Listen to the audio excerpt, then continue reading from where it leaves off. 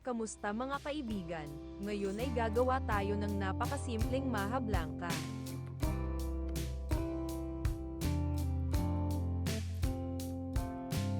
Sa isang maliit na mangkok, pagsama-samahin ang corn flour, gata, isang basong malamig na tubig, kondensada na gatas,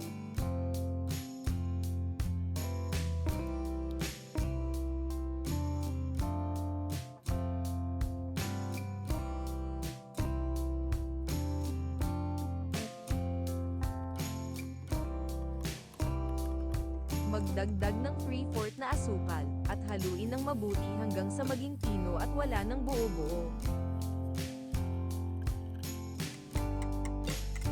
At tikman ito kung tama na ang timpla ayon sa iyong panlasa.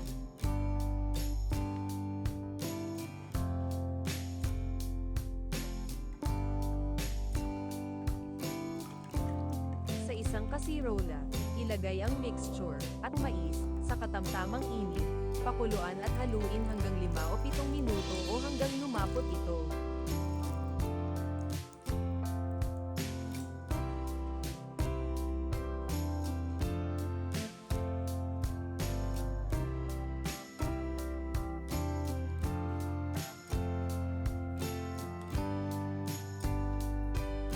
Tuloy-tuloy lang ang paghalo hanggang sa makuha ang lapot na gusto mo, at para hindi ito magbuo-buo.